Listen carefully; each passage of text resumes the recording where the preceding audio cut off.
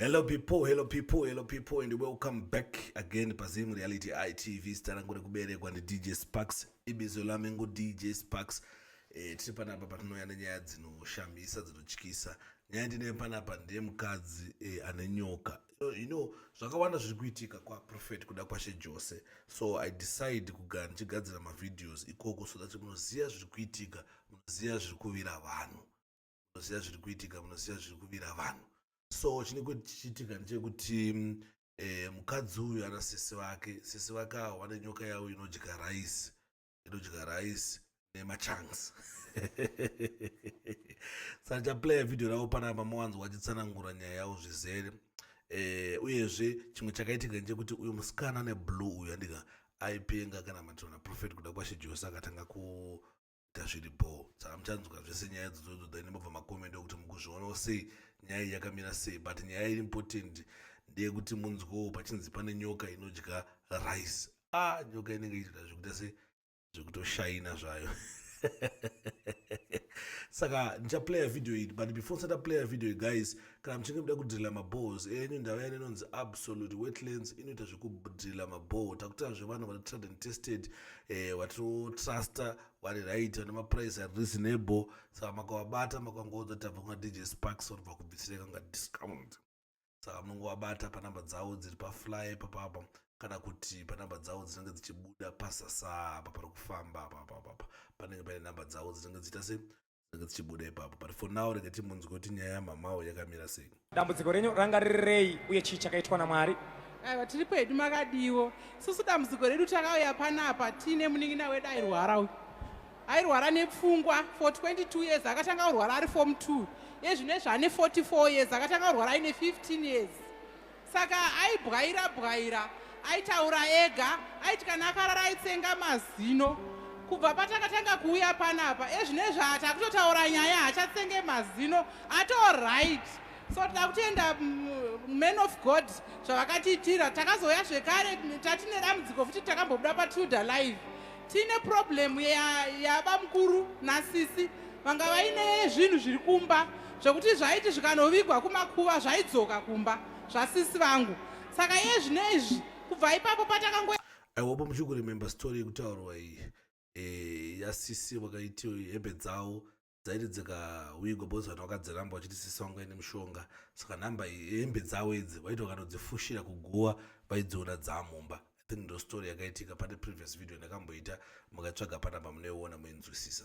Panokuzopa kuzonamatirwa hazvina havana kuzombotitsvaga zvekare. Ende zvinhu zviba mukuru wangu autadza kudzokera kuSouth Africa because zviri kunzi zvinhu zvinoda kupuhwa chikafu. Saka zvinezvi taafree zvinoda kupuhwa inyoka dzinoda kupuhwa rice nemachunks. Tozoya zvekare inini upenyu hwangu hwanga wakamira. Just say church. Ndasanda ndapedza kuinamatira out of testimony. Ndoda kutaura kasi kuna wanga watora amusati matanga nditi chipedze kutaura ndinamatire kupedzisira.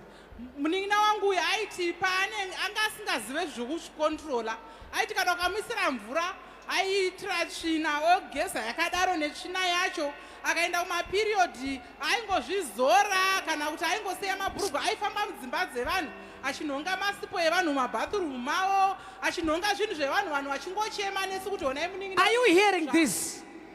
Chimboti munese chingoteererai apa chetapo chingoti hanzi mama vari apa vanga vachirwara nepfungwa zvekutofamba vachitonhonga zvekudya sipo dzevanhu nezvinhu zvakasiyana-siyana vachirwara nepfungwa for how many years?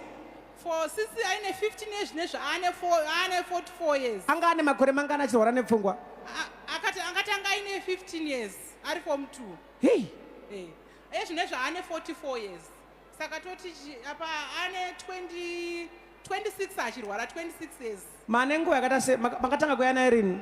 Takatanga taane 3 nhasi svondo rechi3 tichiuya naye. 3 weeks muchiuya naye achirwara nepfungwa? Achirwara nepfungwa. Ndobva anamatirwa? Vanamatirwa. Haacharwara nepfungwa? Haacharwara nepfungwa, atoright. Takutotaurirwa, takutoudzwa zvekuita. Fambai mushe. Itaiso kana akaona hembe yangu saka sisi makadi henyu? Makadi zvenyu? tiripo makadiwo.